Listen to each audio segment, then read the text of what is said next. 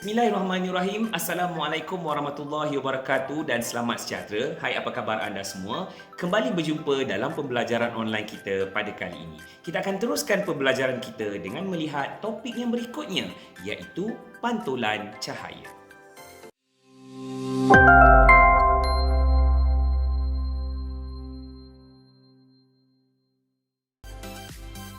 Okey, baiklah. Sebelum kita pergi lebih jauh, kita imbas kembali dalam pembelajaran lepas.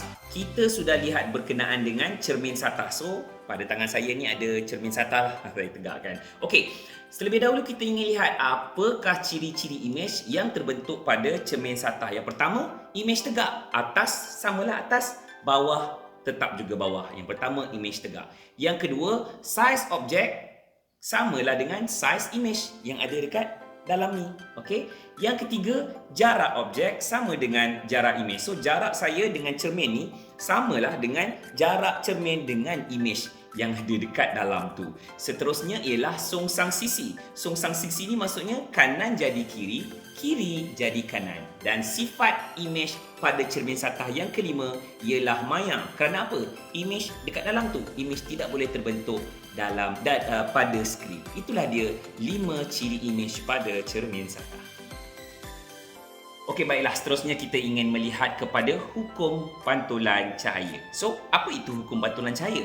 Dalam hukum pantulan cahaya ini, hukum ini menyatakan bahawa sinar tuju iaitu R adalah sama dengan sinar pantulan iaitu R apabila suatu sinar cahaya ditujukan ke atas sekeping cermin satah pada sudut tertentu. Dah faham? Mari kita lihat uji kaji yang berikutnya. Okey, baiklah. Mari kita buat satu uji kaji untuk mengkaji dan menguji tentang hukum pantulan cahaya. So, kita akan buat satu uji kaji berdasarkan susunan radas yang berada dalam rajah yang di sebelah ini. So, apa tujuan eksperimen ini? Tujuan eksperimen ini adalah untuk mengkaji hubungan antara sudut tuju dengan sudut pantulan dalam cermin satah. So, hipotesisnya berdasarkan hukum pantulan ialah sudut tuju I sama dengan sudut pantulan R. Apa benda semua ni? Sudut tuju lah, sudut pantulan dan sebagainya. Okey, kita lihat kepada yang ada di sini. Okey, yang tengah-tengah ini, garisan ini kita namakan sebagai garis normal. Garis normal ini adalah satu garisan yang nilainya bersudut tegak dengan cermin satah tu. So, kalau kita alurkan ataupun kita pancarkan satu cahaya dan cahaya tersebut terpantul pada satu cermin satah, anda akan lihat ada dua sudut. Sudut pertama di sini, antara cahaya pertama, sudut cahaya tuju dengan garis normal, dan yang kedua, cahaya pantulan dengan garis normal. Sudut yang ini kita panggil dia sebagai sudut tuju I, dan ini pula adalah sudut pantulan R. Jadi kita nak kaji adakah benar sudut tuju ini sama dengan sudut pantulan. Okay, baiklah, kita nak lihat apakah radas yang kita perlukan untuk menguji hukum pantulan. Pertama sekali, yang inilah kotak sinar iaitu sumber cahaya kita. Yang kedua ialah cermin satah yang akan memantulkan cahaya. Yang ketiga ialah kertas putih. Saya dah letakkan di atas permukaan ini untuk pastikan kita nampak cahaya itu dengan jelas. Seterusnya, kita perlukan protektor untuk mengukur sudut. Kita juga perlukan pensel dan juga pembaris untuk kena muka pula. Kita perlukan kedua-dua ni untuk membuat garisan dan menentukan sudut-sudut yang berkenaan.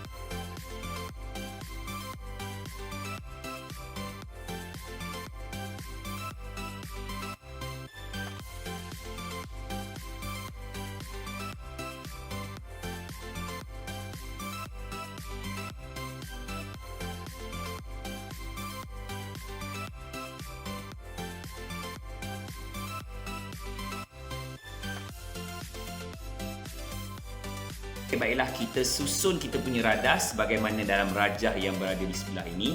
So, kita akan tujukan, yang pertama sekali, kita tujukan sinar cahaya menuju ke cermin satah pada ukuran 10 darjah. So, kita lihat di sini, ini adalah garis normal. So, kita letakkan dahulu sudut tujunya adalah 10 darjah dan kemudian kita tandakan ke arah mana cahaya tersebut terpantul. So, nampak cahaya pantulan dia yang ini. So, saya tandakan di sini. Okey, saya tandakan. Kemudian dengan menggunakan pembaris, okey, sekejap.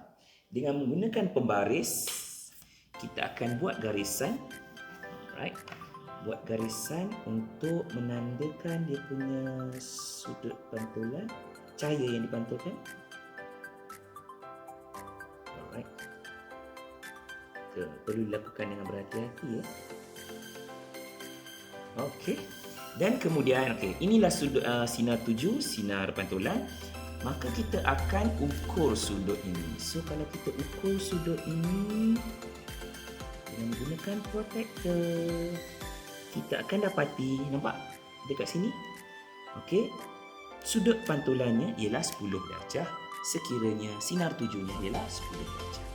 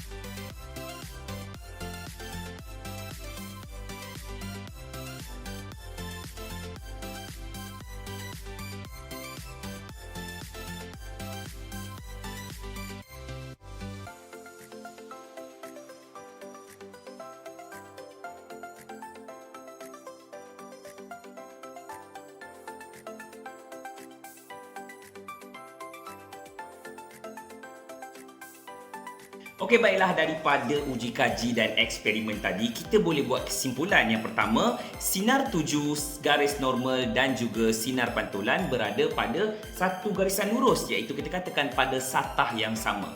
Kesimpulan yang kedua ialah sudut tuju iaitu I sama dengan sudut pantulan iaitu R. Kalau tadi kita dah lihat berkenaan dengan hukum pantulan, so apakah dia aplikasi pantulan dalam kehidupan harian? Pertama sekali, kalau kita lihat papan tanda di jalan raya, semuanya ada pemantul cahaya bagi membolehkan kita melihatnya dengan jelas pada waktu malam. Yang kedua, paku penanda jalan ataupun selalu kita sebut mata kucing yang dipasang pada permukaan jalan tu dipasang sepanjang jalan di tempat yang gelap supaya kalau kereta lalu kita boleh nampak lorong, garisan jalan tersebut dan sebagainya. Yang ketiga, ni kita pasang dia pada kereta rosak yang mana objek ini sekiranya kena pada cahaya, nampak?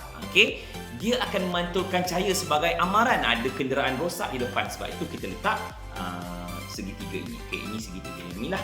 Kemudian ada juga jaket keselamatan. Jaket keselamatan dipakai oleh petugas-petugas tertentu supaya nampak pekerja tersebut, especially terutamanya pada waktu malam.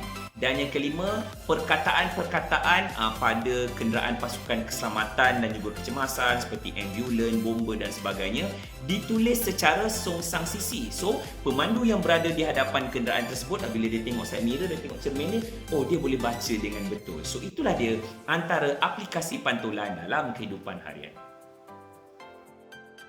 Okey, baiklah, itulah saja berkenaan dengan pantulan cahaya. Kita dah lihat berkenaan dengan hukum pantulan cahaya dan aplikasi pantulan dalam kehidupan seharian. Sehingga kita berjumpa lagi dalam pembelajaran online yang akan datang. Assalamualaikum dan jumpa lagi.